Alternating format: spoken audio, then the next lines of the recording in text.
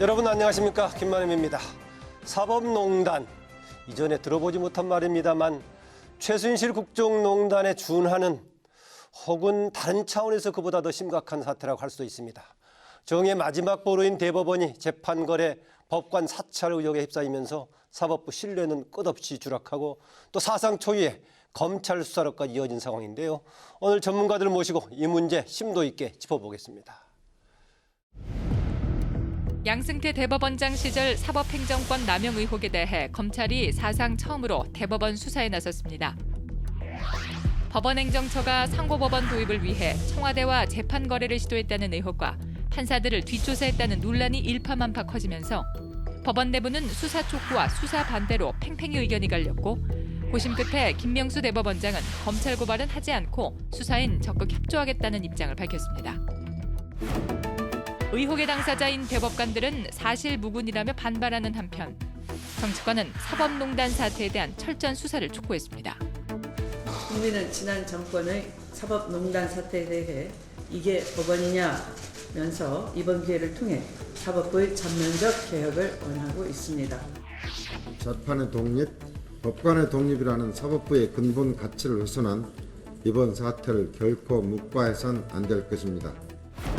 성역 없는 수사로 한 점 의혹도 없이 진상규명이 가능할지, 무너진 사법 신뢰를 회복하기 위해서는 어떻게 해야 할지 이번 주 토론 당당에서 집중 토론해봅니다. 전문가 네 분 모셨습니다. 함께 하실 네 분째 오른쪽부터 소개해드리겠습니다.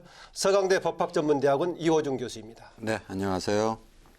네, 부장판사 출신이시죠? 여상원 변호사입니다. 네, 안녕하세요. 네, 역시 수원지법 판사를 지낸 오지연 변호사입니다. 안녕하세요. 네, 끝으로 검사 출신이시죠? 광주지검 순천시청장을 지낸 김종민 변호사입니다. 안녕하십니까? 예, 사상 초유란 제가 얘기를 했었는데요. 김명수 대법원장 그렇게 얘기를 했죠. 직접 고발은 안 하지만 수사엔 협조하겠다. 김명수 대법원장이 3주간의 장고 끝에 내린 결론인데요.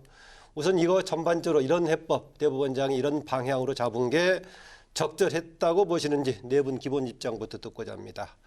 이호중 교수님, 최근에 그냥 그 사법농단 규탄하는 법률가 시국농성단 일원으로 대법원 앞에서 네. 농성하고 계시죠? 예. 네, 전체적인- 끝났습니다. 끝났습니까? 네, 농성은 그건 월요일까지 정리했고요. 정리하셨는데 뭐 그동안 해법은 나온 건 아니겠고요. 기본 네. 입장 어떠십니까? 우리 농성단이 이제 대법원장의 담화문 나왔을 때 바로 입장을 밝혔는데요.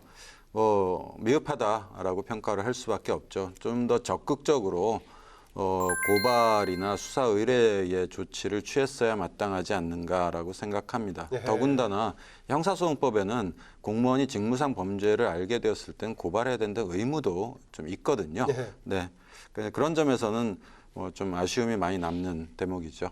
적극적인 검찰 고발 등을 조치를 했어야 한다. 여상원 변호사님, 네. 대법원이 이렇게 된 상황 판사 출신으로 착잡하실 것인데 그러니까 어떻습니까? 저희 친정에 대해서 이렇게 말하는 게 상당히 마음이 아프고도 예. 또 국민들은 또 의혹을 가지고 있으니까 이 문제를 어떻게 해결할 것인가. 그러니까 김명수 대법원장 사법부의 수장으로서 예. 아마 3주간의 장고라 그러는데 그보다 더 많은 고민을 했을 것입니다. 시간은 3주지만 예, 그런 밤잠을 아마 못 잤을 것 같아요. 그런데 지금 이 교수님 고발 이런 거 말씀하셨는데 그 부분은 나중에 법리적으로 조금 문제가 될 수 있는 게 고발을 해버리면 나중에 법원이 결국 재판하는데 검찰이 재판하는 건 아니죠. 법원이 재판은 자기 재판을 자기가 한다? 아니 법리적으로 어떻게 될지 모르겠습니다만 전체적인 이미지상으로 그렇게 돼버린단 말입니다. 예. 그 대법원은 최고법원이고 결국 이 사건이 결국 최고법원까지 올라가지 않겠습니까? 그러면 고발한 사람이 또 그 재판을 담당해야 된다. 이 만일 전원합의체 가면 재판장이 누구냐 하면은 대법원장이 재판장이에요. 예. 거기서 자기가 고발한 사건을 자기가 재판한다. 이거는 조금 안 맞는 것 같다. 그래서 아마 그 고발은 못하고 그냥 수사에 협조하겠다 그랬는데 수사에 협조도 이게 과연 대법원장이 직접 수사에 협조하겠다 말씀하시는 게 적절한지는 앞으로 수사 과정에서 어떤 식으로 흘러가냐에 따라 다르겠지만은 저로서는 대법원장으로서는 그 국민의 그 어떤 의혹 해소와 그다음 사법부의 위상 이런 걸 모든 걸 고려한 발언으로 보입니다. 네, 여러 가지 상황을 고려한 발언이고 조치였다라고 보시네요. 오지원 변호사도 최근 사법 이런 농단에 대해서 아주 지금 비판적인 문제 제기를 하고 있는 전국 변호사 비상모임 소속이시죠? 네, 네. 또 이 관련 의혹을 진상조회에서 제기했던 또 판사분 또 가까이 있는 분이신데 최근 상황을 지켜보는 심정 상당히 복잡하겠습니다. 예, 복잡합니다. 네. 그리고 사실은 뭐 그 법원을 믿었던 사람이잖아요. 저는 사실 뭐 판사 출신이기 때문에 네. 저도 되게 법원에 대한 신뢰가 있는 사람이고 지금도 뭐 재판거래 의혹이라든지 이런 부분들이 얘기가 되고 문건이 나왔지만 정말 그 법과 양심에 따라서 판결한 결론이기를 오히려 희망합니다. 다만 이제 워낙 그 구체적인 문건이 나왔기 때문에 네. 수사를 통해서 정확하게 밝혀져야 만약에 억울한 부분이 있다면 그것도 해소가 될 것이라고 생각하고 그래서 당연히 이제 수사가 진행되어야 한다고 주장을 해왔던 거고요. 예. 그 김명수 대법원장님의 입장 발표 자체는 저는 뭐 아마 나름 많은 고민을 하셨을 텐데 그러니까 법 앞에 평등이라는 원칙 그러니까 법과 원칙에 따라 해결할 수밖에 없는 사안이고 그렇다면 이미 재판 당사자들이라든지 여러 건의 고발이 들어가 있는데 네. 검찰이 수사를 개시 안 하는 것이 오히려 문제였고 이제 그런 상황에서 고발을 추가로 하기보다는 수사에 적극 협조하겠다라고 하는 것이 저는 그럴 수밖에 없었다라고 생각을 네. 합니다. 예, 그런데 다만 이제 재판 당사자들이 지금 재판거래 의혹으로 많은 충격을 받았는데 네. 그런 부분들에 대해서 언급이 전혀 없었다는 부분이 저는 좀 많이 아쉬웠습니다. 네, 이미 고발이 들어가 있기 때문에 추가로 하지 않더라도 지금 진행이 될 상황이어서 그 부분은 좀 이해할 수 있다라는 판단이시네요. 김종민 변호사는 지금 오늘 네 분의 패널 중에서 유일한 검사 출신이신데 네. 지금 이번에 그 대법원장의 대응 방안 적절했다고 보십니까? 어떻습니까? 예, 저는 이번 대법원장께서 말씀하신 부분이 예. 불가피하고 또 고육지책인 면이 있다고 생각을 합니다만 예. 기본적으로는 좀 우려스러운 생각을 갖고 있습니다. 왜냐하면 이번에 그 법치주의 최고 보류해야 할 그 사법부가 예. 그 재판 거래 의혹이라든지 이 판사 사찰 의혹에 휩싸인 것만으로도 있을 수 없는 일이 발생한 것은 틀림없고 예. 국민적인 비판이 높은 것은 사실입니다. 그렇지만 우리한테는 꼭 지켜야 될 사법부의 독립, 그다음에 사법부의 권위라는 것이 가장 중요한데 과연 그러한 것을 지키면서까지 훼손되지 않는 그런 범위 내에서 과연 수사가 가능할까 그런 점에 대해서 굉장히 우려하고 있습니다. 아하. 네, 왜냐하면은 일단 수사가 개시되면은 법원 행정처 압수수색이라든지 또 경우에 따라서는 문제가 됐던 대법관들의 집무실 압수수색 뭐 이런 부분까지도 고려가 전혀 안 된다고 할 수가 없는데 예. 과연 그런 것들이 가능할지 그다음에 적절할지 굉장히 좀 의문스러운 부분이 있고요. 예. 그다음에 아까 다른 패널들께서 고발장이 접수된 이상 검찰이 수사를 하지 않을 수 없다 이렇게 말씀하셨는데 사실 그게 굉장히 어려운 부분입니다. 아하. 왜냐하면 지금도 많은 시민단체라든지 해서 고발장이 많이 들어오고 있습니다. 그렇지만 검찰이 전부 100% 수사를 하지는 않거든요. 그 적절성 여부를 검토를 하는데 이번 건이 만약에 선례가 돼가지고 수사를 하게 되면은 앞으로 유사한 고발장이 들어왔을 때 과연 수사를 안 할 수 있겠느냐. 그러면 앞으로 대한민국 사법부의 독립이라든지 사법부의 권위라든지 그런 부분들이 어떻게 될 것이냐 굉장히 우려하고 있습니다. 예.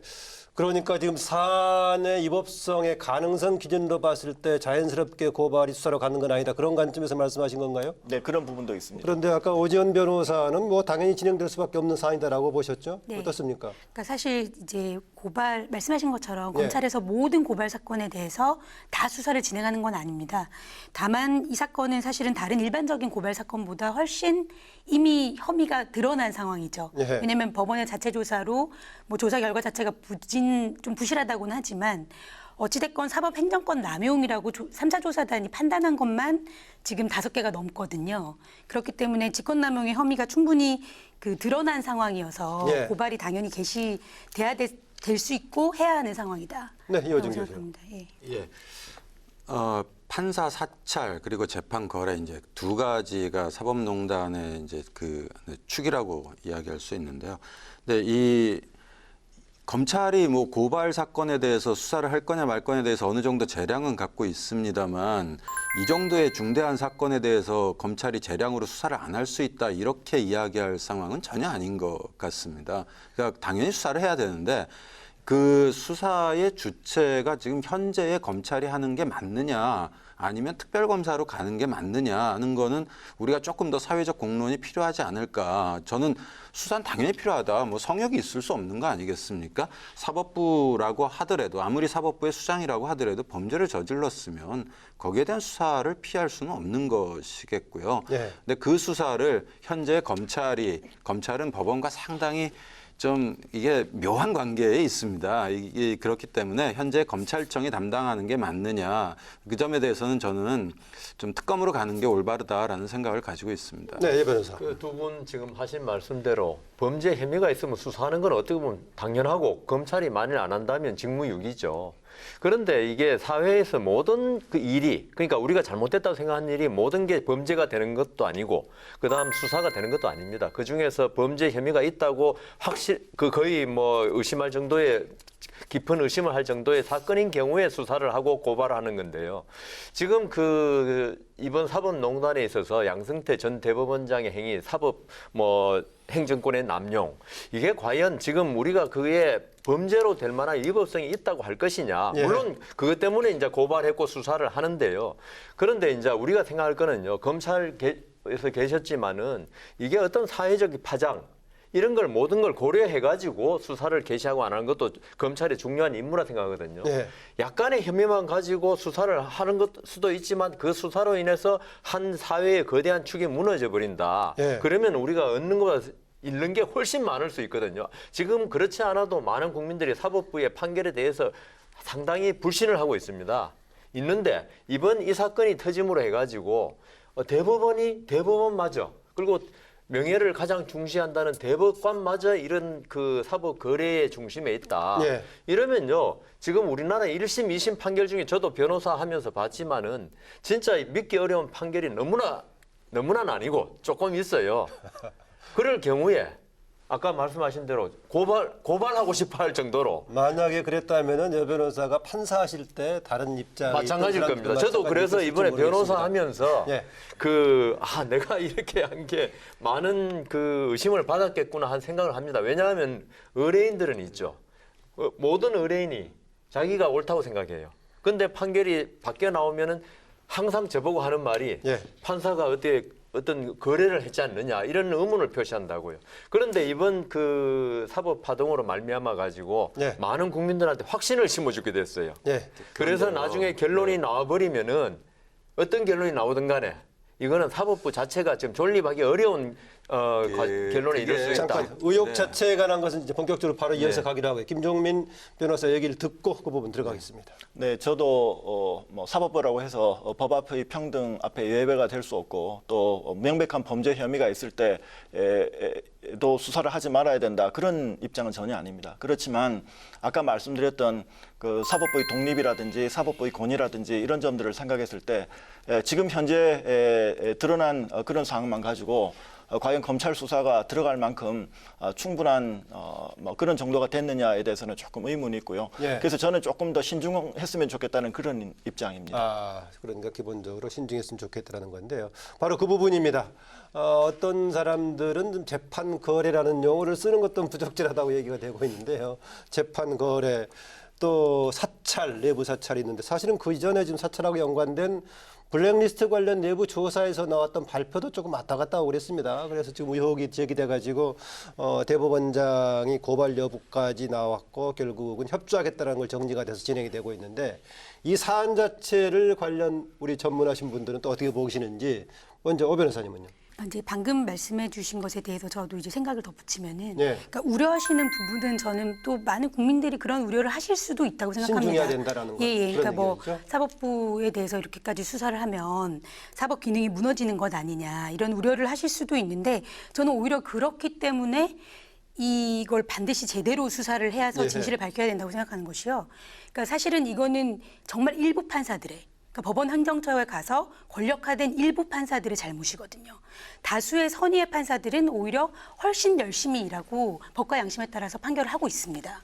그런데 이 사람들 일부 판사들에 대해서 이 사실관계를 제대로 밝히고 제대로 수사하고 넘어가지 않으면 오히려 처벌하고 그렇게 넘어가지 않으면 오히려 사법부는 계속 불신을 받는 상황이 되겠죠. 예. 그렇기 때문에 지금 이 문제를 사법부 전체에 대한 문제로 보고 이걸 수사하면은 독립이 침해되고 사법부가 무너진다라는 논리는 저는 좀 너무 지나친 확대 해석이라고 생각하고요. 예. 오히려 그거를 소수의 문제고 다수의 일선 판사들을 보호하고 법관의 독립을 침해한 사건이기 때문에 법관의 독립을 보호하기 위해서는 제대로 수사해야 된다고 생각을 하고 예. 저는 3차 조사 결과 보고서만 꼼꼼히 보면 범죄 혐의가 입증이 안 됐다. 아직은 좀 논란이 있다라는 부분은 아하. 그렇게 보기 어렵다고 생각하는데요. 왜냐하면 3차 조사단 자체가 법관의 독립 침해 여부 등을 고려해서 행정권의 남용인지 부적절한 행정권의 행사인지를 다 구별을 했습니다. 예. 그런데 그 중에서 사법 행정권의 남용이라고 인정한 의혹이 5가지가 넘고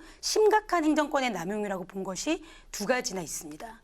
그렇다면 당연히 저는 그 범죄 혐의는 다른 일반 사건보다 훨씬 높은 정도로 소명이 됐다고 보여지고요. 예. 네네. 그렇기 때문에 수사는 당연히 불가피한 상황이라고 봅니다.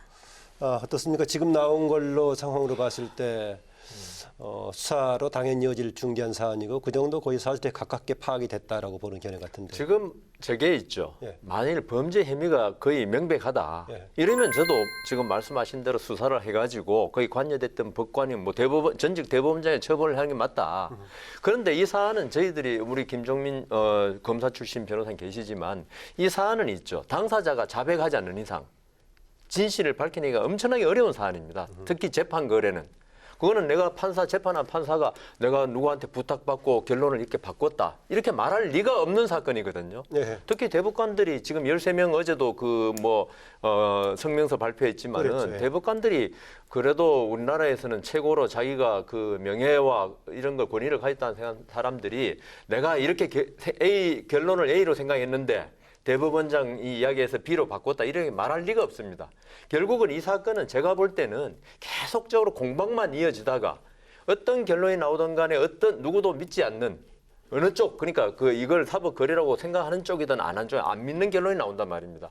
그렇게 결론이 안 나올 사건을 굳이 이렇게 조사해가지고 사법부 권위를 무너뜨릴 필요가 있느냐. 이런 생각에서 저는 이제 이번 수사에 대해서 네. 조금 신중해서 해야 된다. 그러니까 아까 말씀하신 대로 확실한 범죄 혐의가 나왔으면 그거는 저라도 고발하겠습니다. 네. 그렇지만 그렇지 않은 상태에서 이걸 고발해가지고 결국은 아무런 결론도 못 내린 채 사법부 권위만 무너뜨린 거 이게 과연 맞는가 여기에 대해 생각한 거죠. 그 부분은 오지원 변호사하고 여상원 변호사하고 조금 이제 상황에 네. 대한 판단의 차이가 있네요. 오지원 변호사는 오히려 핵심 문제가 있는 부분을 도려내야 오히려 사법부의 신뢰를 증진시키는 계기가 된다라는 생각이신데 여상원 변호사는 그게 쉽지 않고 오히려 전체만 건드려서 신뢰를 조금 잘못하면 떨어뜨릴 소지가 있다라고 보시네요. 네, 이 교수님은요.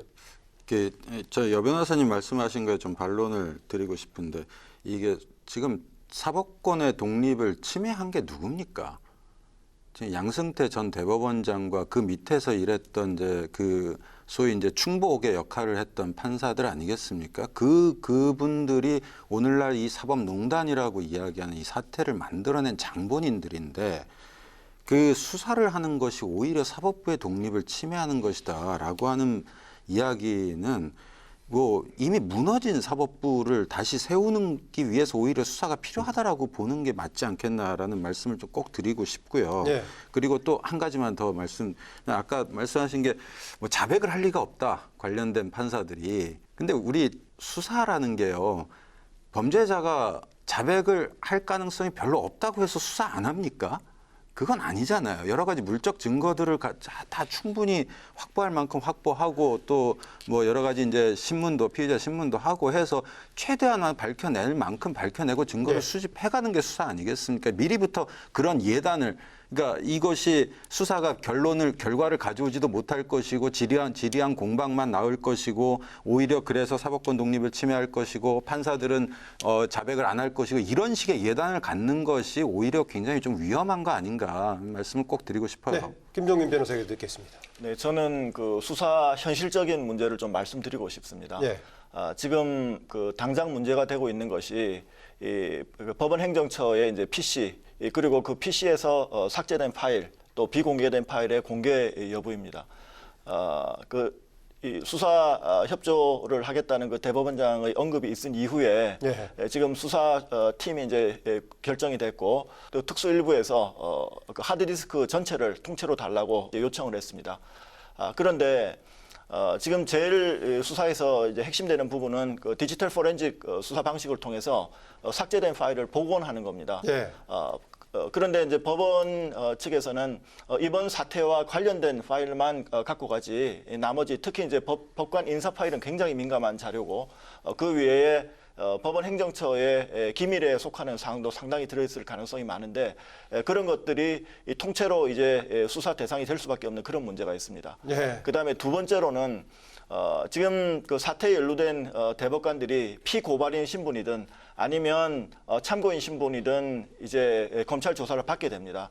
그러면 과연 현직 대법관 신분을 유지한 상태에서 조사를 받는 것이 적절한지 여부에 대해서 굉장히 고민이 필요합니다. 현직 대법관들이 이 검찰 포토라인에 서고 또 검사 앞에서 조사를 받는 것이 과연 혐의가 명백하지도 않는데도 불구하고 그렇게 조사를 받는 것이 적절한가? 그러니까 역사에서 대법관, 현역 대법관이 받는 사례는 없었겠죠, 아직까지는? 예. 없었던 것으로 제가 알고 있습니다. 예. 알겠습니다.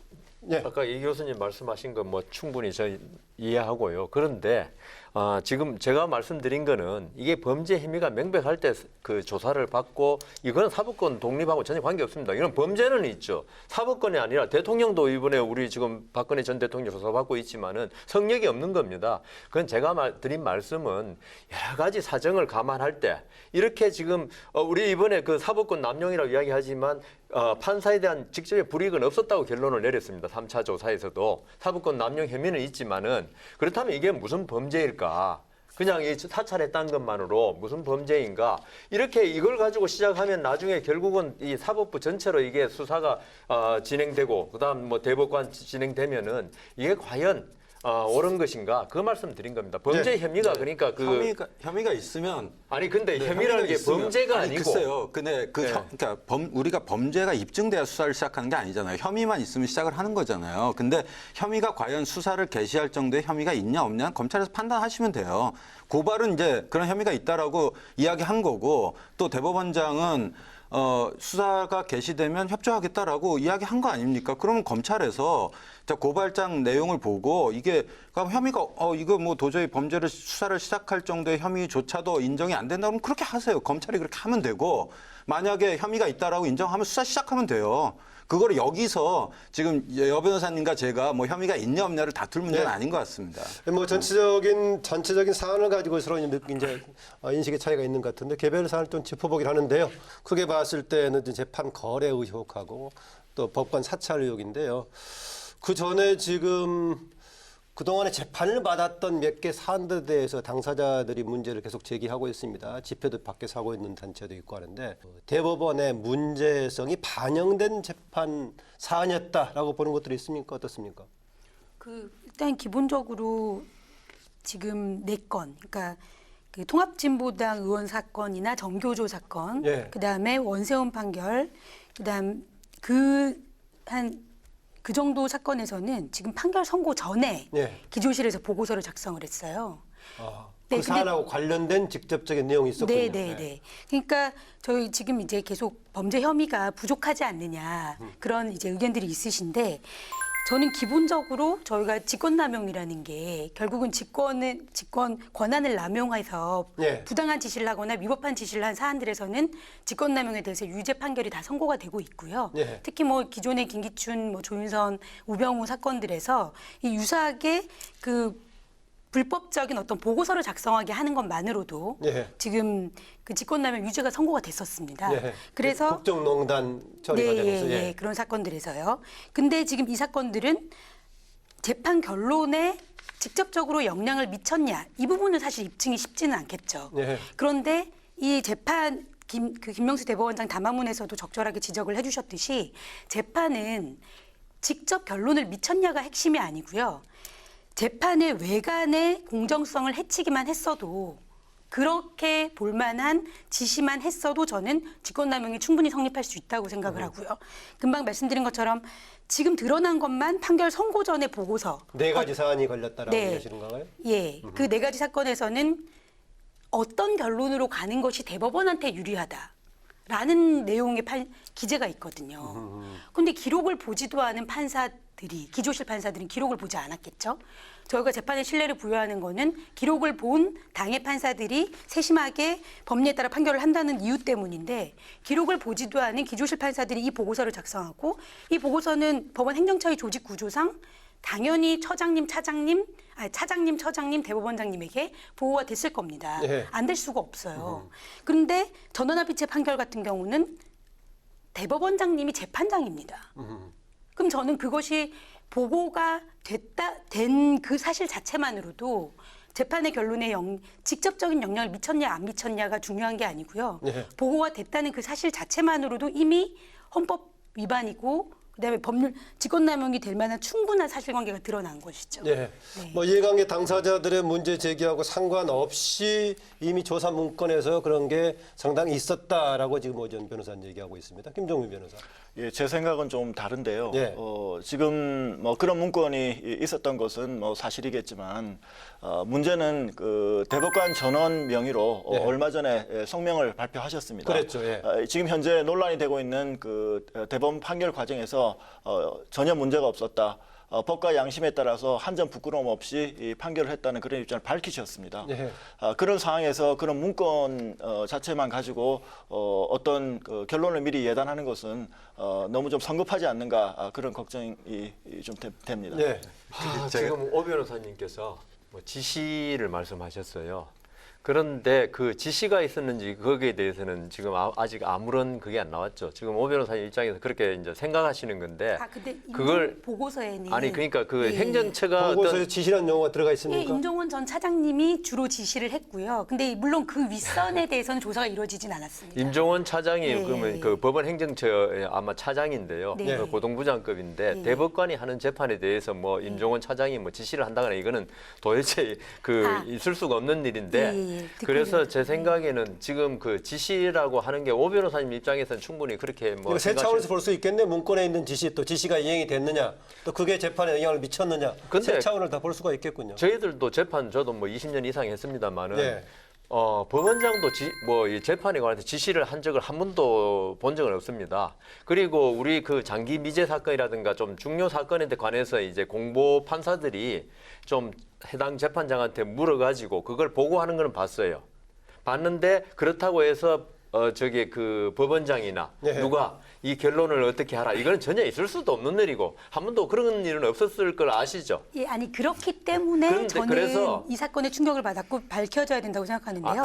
제가 예, 이야기를 계속 할게요.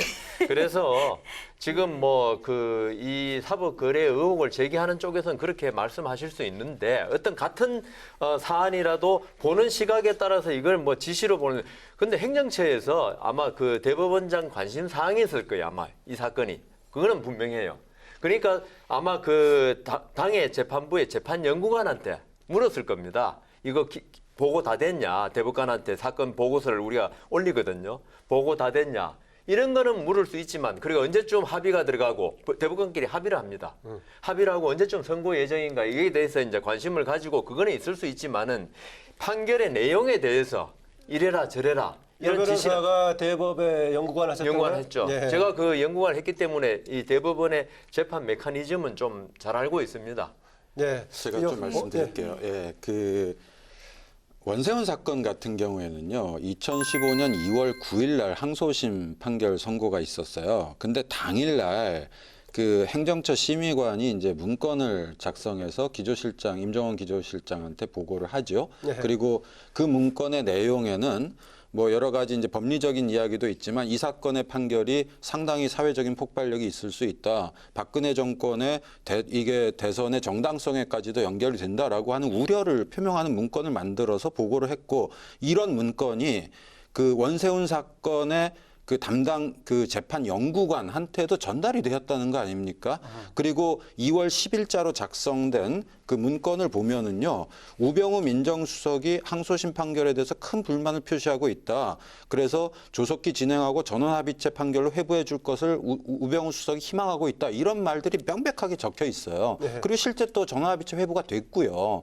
물론 물론 이게 법원행정처에서 작성된 이런 문건들이 아마 뭐 대법원장에는 분명히 보고가 됐을 겁니다. 그런데 과연 다른 대법관들한테 영향을 미쳤겠냐? 거기에 대한 증거는 아직 명백한 증거는 없어요. 네. 없지만 이런 식의 문건이 작성되었다는 것 자체가 초유의 일이고 우리가 상상할 수 없었던 일이 발생한 거 아닙니까? 네. 자, 그렇다면 이것이 실제로 어디까지 영향을 미쳤냐에 대해서 제대로 한 채 의혹도 없이 다 조사를 해야죠.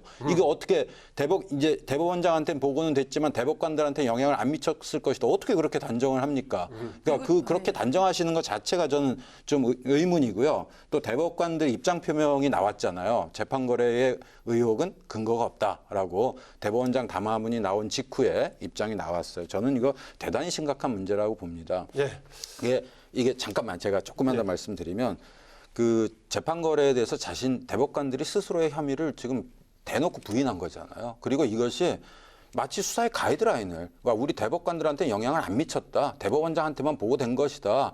이런 식의 수사 가이드라인을 제공하는 것 같은 표현이란 말이에요. 그러니까 이런 표현을 대법관들이 공개적으로 한다는 것 자체가 그러니까 저는 좀 사실 심각한 문제가 있는 것으로 그렇게 판단하고 있습니다. 네, 김종민 변호사 얘기 듣고 아까 허 변호사 반론 좀 있는 것 같으니까 추가로 듣기로 하고요. 지금 좀 전에 그 이 교수님께서 대법관들의 그 성명 발표가 일종의 가이드라인이라고 말씀하셨는데 저는 그 입장에는 동의는 하지 않습니다. 예. 왜냐하면 기본적으로 이제 대법관들은 우리나라의 최고 그 사법부 구성원들로서 모든 어떤 명예와 어떤 실력과 모든 것을 걸고 재판을 하는 분들인데 예. 그분들이 전혀 근거 없는 어떤 그 이런 의혹 제기로 인해 가지고 대법원이 흔들리고 대한민국 사법권이 흔들리는 것에 대해서 굉장히 저는 우려한 결과라고 생각을 합니다. 예. 그렇기 때문에 명백하지 않은 그다음에 석연치 않은 그런 사실에 대해서 그 의문 제기를 하는 방식으로 계속 대법원을 공격하는 것이 부당하다고 판단했기 때문에 대법관들이 입장 발표를 했던 것이라고 보여지고요. 예. 그것을 어떤 수사의 가이드라인으로까지 하는 것은 좀 적절치 않은 생각이시지 않은가 생각됩니다. 네, 허 변호사 아까 추가로 얘기한 네네. 그 두 가지를 좀 나눠서 보면은 아까 이제 말씀해주신 것 중에 사찰 부분이 있지 않습니까? 예. 근데 그 사찰은 그 자체로 불법 행위에 해당한다는 판례가 있고요. 특히 이제 이번 그 보고서 내용을 보면은 탐문이라는 방법을 동원하지 않고서는 도저히 알 수 없는. 그러니까 뭐 언론상에 드러나지 않은 내용들이 참 많거든요. 예. 뭐 운동권은 아닌데 뭐 어떤 성향이라는 등 이런 내용들이 많이 있는데 그런 것은 명백하게 불법행위라고 사실 판례가 있고 그걸 지시해서 그런 보고서를 작성했다면 그건 직권남용이 충분히 될 수 있고요. 다른 기관들은 에이전트가 있기 때문에 그런 조사하는데 대법원이라든가 법원 행정처에서 그런 조사를 어떻게 했을까요? 그게 지금 거점법관을 통해서 예. 거기 나와 있는 문건에는 그렇습니다. 각 예. 법원에 거점법관을 둬서 행정처 출신 등으로 하고 돼 있는데요. 거점법관을 통해서 그런 정보 수집을 하는 계획안이 나와 있습니다. 예. 근데 그런 식으로 이제 사찰을 했다는 건 당연히 불법행위고 당연히 위법한 거고요. 그다음에 또 이제 재판 거래 같은 경우는 아까 말씀드린 것처럼 그 임종원 전 차장님이 고법부장급인데 어떻게 대법관들한테 지시를 했겠느냐. 근데 저는 그러니까 직권남용이 성립하는 부분은 임종원 전 차장님이 기조실 심의관들한테 기록을 보지도 않은 재판부도 아닌 사람들한테 네. 판결 결론을 예측하는 보고서를 작성하게 했다면 그 자체로 된다는 거고요. 직권남용이 될 수 있다는 것이고 그 임종원 차장님이 절대로 이런 보고서를 개인의 일탈행위로 작성하게 할 수가 없습니다. 네. 말씀하신 것처럼 고법부장급에 불과하신 분인데요. 법원에서 당장 위에 대법관급인 처장님과 대법원장님이 계신데 본인이 어떻게 단독으로 이런 불법적인 행동을 하시겠습니까? 그 위에 실제 아까 그 사찰 분건 관련해서도 박병대 전 처장님이 지시를 했다라는 내용이 있고요. 네. 조사 결과 보고서를 보면. 그리고 그 조사 결과 보고서에서 행정권 남용이라고 인정했던 국제인권법 와해 조치의 당시의 처장님이 또 고영한 전 대법관님이세요. 예, 그렇기 때문에 만약에 또 판결과 관련해서도 대법원장님한테 그런 사전에 작성된 보고서가 올라갔다면 네. 대법관들한테 영향을 미쳤을 가능성은 충분히 있는 거죠. 예. 오늘 그 토론을 보니까요. 법정에서 지금 변론 공방 벌이는 것 같은 느낌이 좀 듭니다. 네, 여상훈 변호사. 예, 그 사찰이 명백히 불법이라 그랬는데 지금까지 사찰이 명백히 불법은 보안사에서 그리고 국정원에서 민간인에 대해서 예. 어떤 뭐 그 간첩 혐의 뭐 어떤 전혀 국가의 안보와 관계없는 이런 사찰을 한 건 불법이 맞습니다.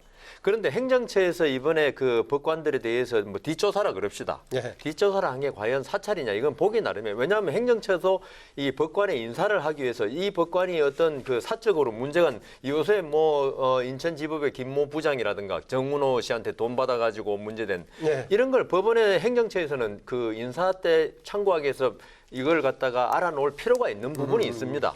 재판에 관여하기 위해서 사찰했다기보다도 이 판사가 어떤 성향이고 그러니까 그 사적 생활이 좀 문란하고 이런 부분을 형사부장을 시켜놓으면 반드시 문제가 터지거든요. 보통 그 우리 재판을 보면은 예컨대 뭐 기본적인 인사 자료 정도로서는 충분히 그렇죠. 뭐 그걸 파악이 했느냐. 가능하다. 아. 지금 재판에 관여하기 위해서 사찰을 하고 이 판사를 갖다가 말을 안 들으면은 그 어떤 특정 업무에 배제하기 위해서 사찰을 했느냐 이거는 별개의 문제거든요. 예. 그래서 지금 뭐 저도 행정처에 근무한 적은 없어가지고 잘 모르지만 제가 들은 바로는 법원 행정처 인사관리 담당관실 가면요. 예. 이 어떤 판사가 그 전날 누구하고 술 마신 것까지 나오는 기록이 있을 수도 있답니다. 그래서 그 정도로 이제 하는데 이게 법관에 대해서 어떤 그 대법원장의 인사권 행사를 위해서 한 기본적인 자료 조사냐, 그다음 그 재판에 개입하기 위해서 어떤 그 판사를 그 특정으로 배제하기 위해서 한 사찰이냐, 이거는 구별돼야 된다고 성격에 봅니다. 따라서 자료 정도 모으는 것하고 사찰하고 경계선에 있을 수 있다라고 보시네요. 네, 이호정 교수. 국정원에서 민간인 사찰하는 거 당연히 불법이죠. 근데 그렇다고 뭐 대법원에서 판사들 뒷조사 뭐 사찰한 거는 불법이 아니다. 그것도 불법입니다. 개인정보보호법 위반이고요. 그다음에 그렇게 사찰하도록끔 거점 판사들을 이용하고 한 것이 직권남용의 혐의가 충분히 인정이 됩니다. 좀 더 뭐 사실관계는 더 드러나봐야 알겠습니다만은 그걸 불법이 아니다라고 말씀하시면 안 되고요. 우리 청와대에서 판사라는 게 뭐 어떻게 뭐 정해진 제도상에 있는 건가요? 그런 건 아니면 아닙니다. 통칭 부르는 예, 건가요? 예, 그냥 부르는 거고요. 보고서에서 예, 보고서에 나온 보고서에 용어죠. 나와 있는 용어군요. 예. 그 개인 정보를 그렇게 수집하려면요 법적인 근거가 다 있어야 돼요. 근데 지금 그런 거 없이 다 뒷조사를 했다는 거 아닙니까? 그러니까 그 자체가 이미 그 개인 정보에 대한 불법 수집인 거는 좀 분명해 보이는 대목인 거고요. 더군다나 재판 독립이라는 건 헌법의 원칙 아닙니까? 판사들에 대해서 사찰을 했다. 재판에 영향을 미쳤냐는 별개의 문제예요. 재판에 영향을 미쳤건 안 미쳤건 판사에 대해서 뒷조사라고 사찰했다는 것 자체가 직권남용이고 그건 굉장히 커다란 불법 행위라고 그렇게 예. 봐야 하는 문제죠. 예. 네, 저는 뭐 일반론적인 차원에서 좀 말씀드리고 싶습니다.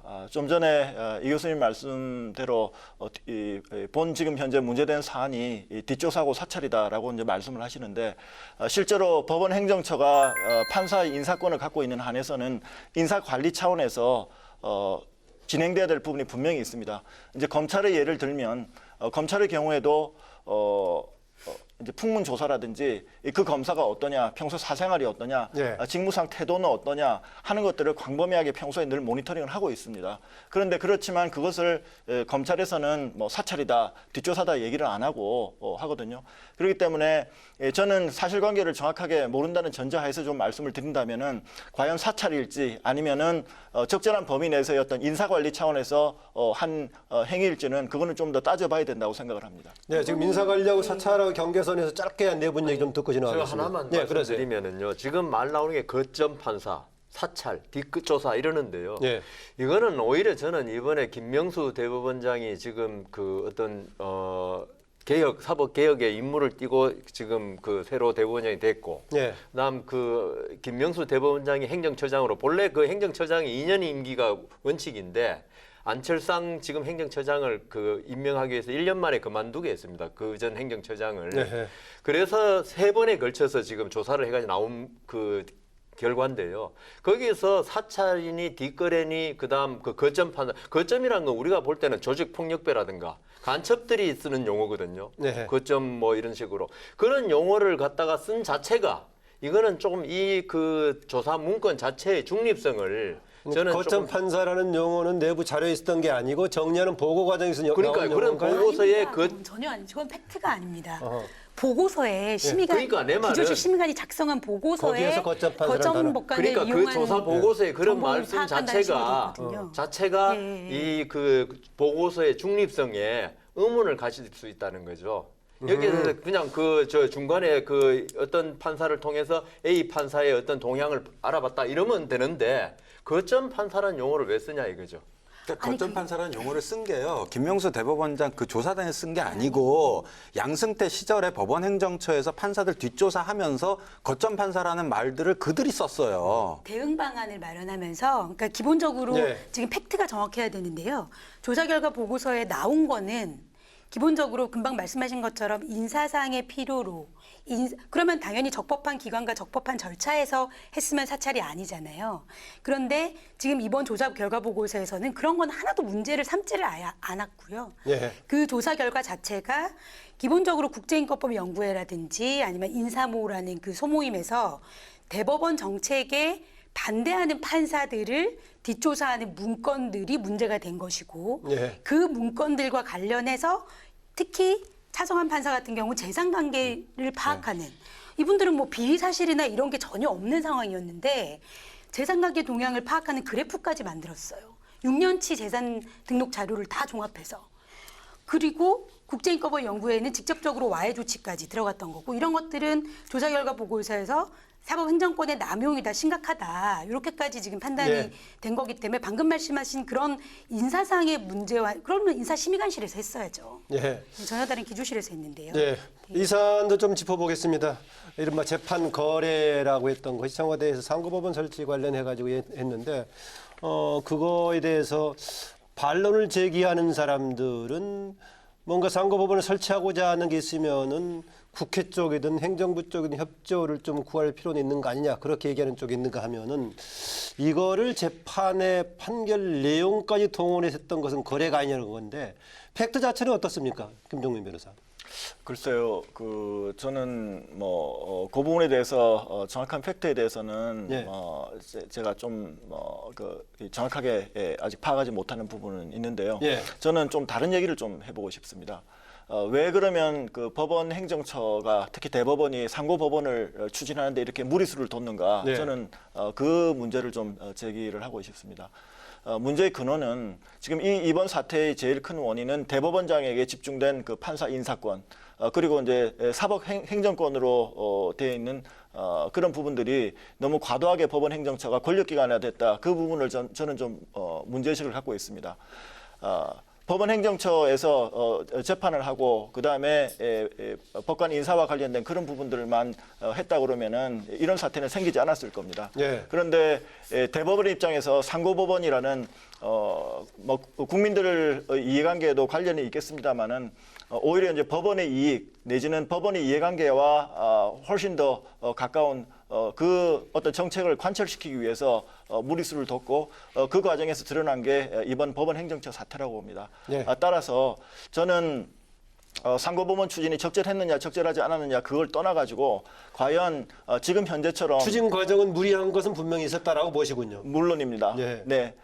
그리고 제가 이제 법무부에 여러 차례 근무하면서 법원 예. 행정처하고 카운터파트가 돼서 일할 기회가 많았었는데 법원 행정처는 법원의 이해관계가 걸린 사안에 있어서는 법무부나 검찰이나 뭐 조율을 합니다만은 끝까지 합의가 안 될 때는 의원 입법 방식으로 반드시 이 정책을 관철을 시킵니다. 네. 대부분 판사 출신 국회의원을 통한 의원 입법 방식으로 하는데요.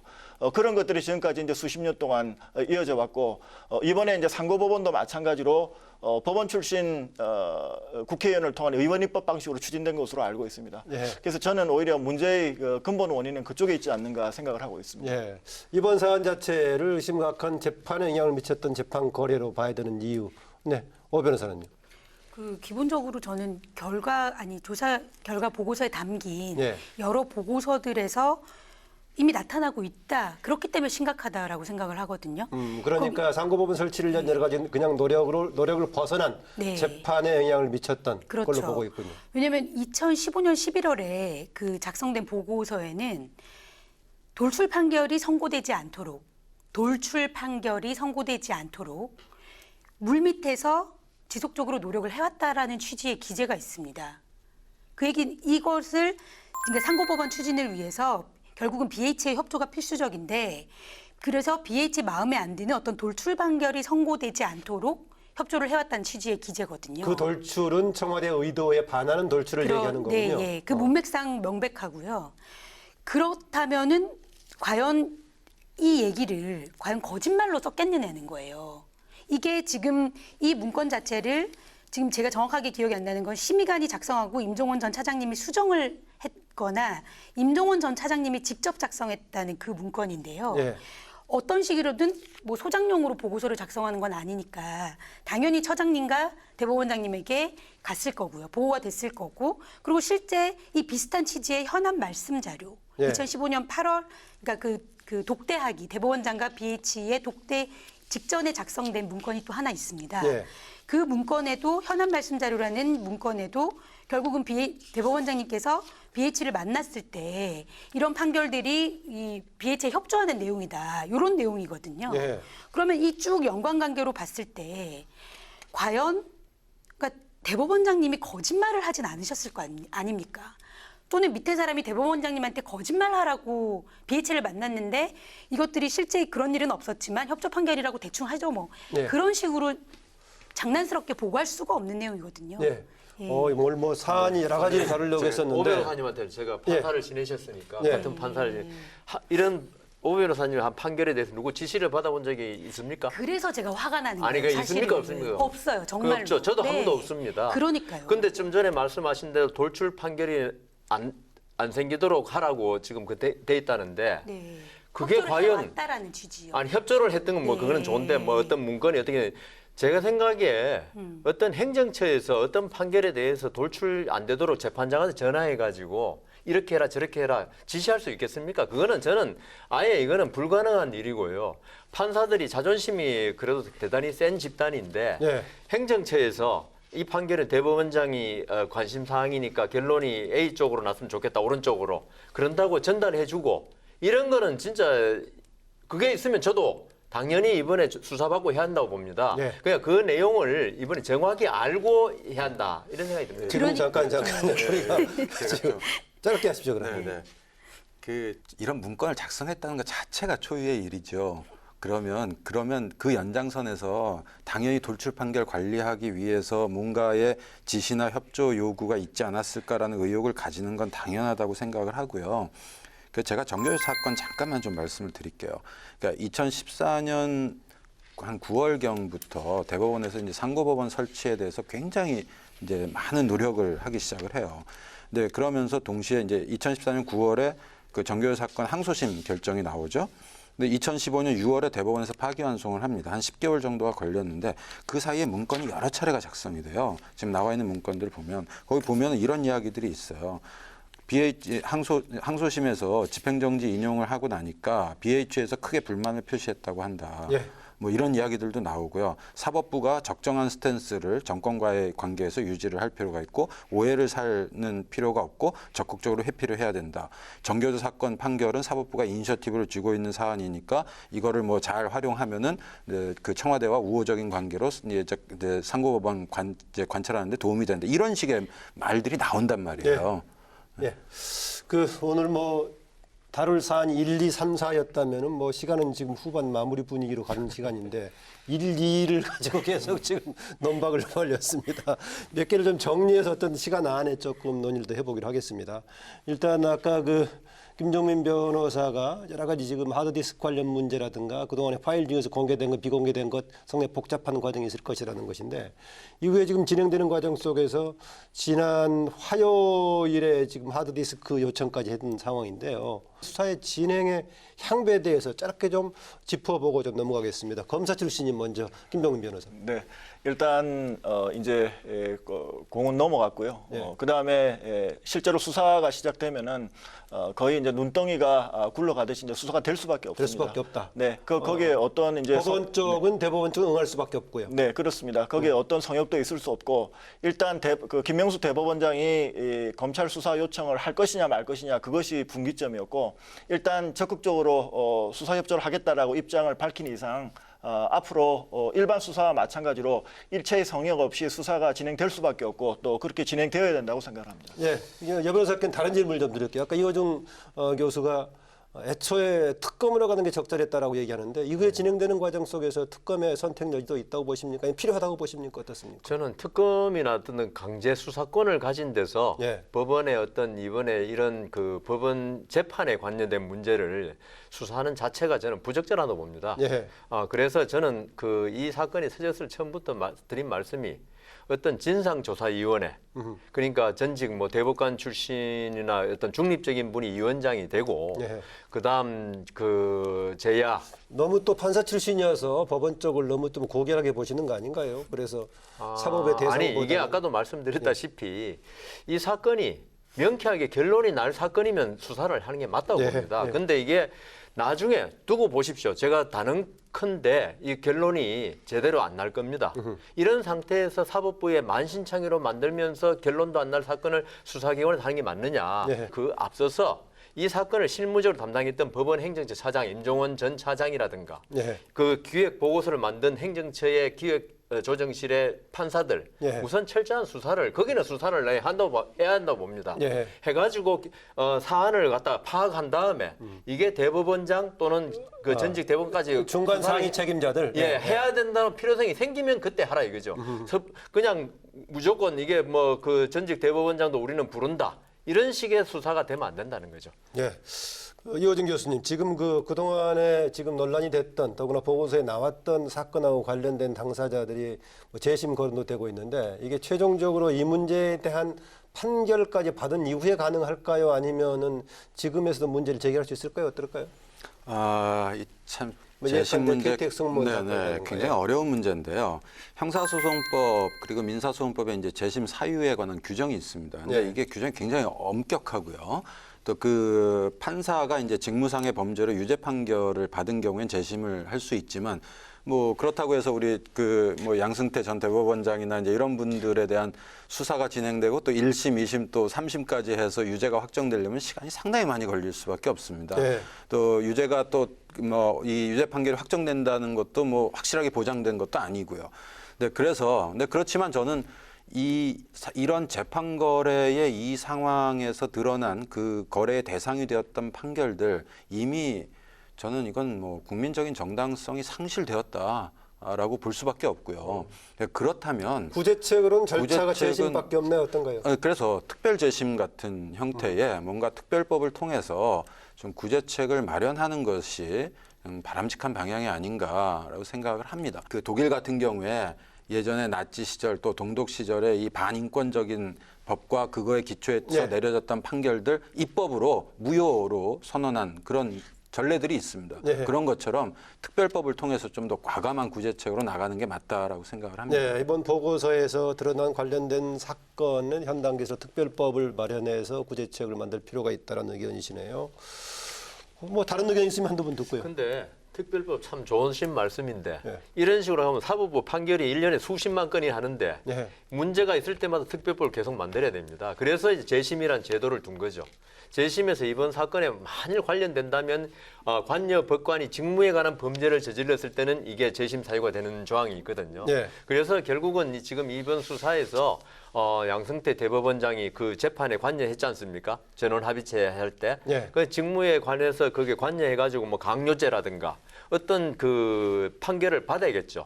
그거 외에는 이걸 갖다가 이런 걸 물론 마음에 안 드는 판결이 저도 많고 일반 국민들은 많지만은 그때마다 말씀드리는 게 아니고 그러니까 예. 내가 그 의심을 할 만한 판결들이 있지만은 그걸 가지고 사건 때마다 의심이 아니요. 생길 때마다 이렇게 특별법을 만든다는 거 그러면 이런 일은 다시는 없어야죠. 아니, 이렇게 예. 사법농단 재판을 거래한다라고 하는 게 말이 됩니까? 아니, 그러니까. 다시는 없어야 그래서 될 제가 일이고 그게 안 된다는 게 이런 아니고. 일은 이런 정말 우리가 상상할 수 없었던 일이고요. 우리의 법체계는 이렇게 사법부가 농단을 벌일 거라고 하는 걸 예상하지 못하고 만든 법체계예요. 아니. 그렇다면 이 법체계를 넘어서는 이런 농단 사태가 발생했으면 거기에 대해서 특별한 대책이 나와줘야 아니, 되는 것이죠. 그러니까. 이것이 뭐 대법원의 판결이 문제가 있으면 네. 늘 이런 식으로 하자는 거 그런 식으로 호도하시면 안 아니 됩니다. 나라는요 될 수 있으면 특별법 안 만든 나라가 좋은 나라입니다. 저도 그렇게 생각하는데요. 그 할 때는 민사소송 해야죠.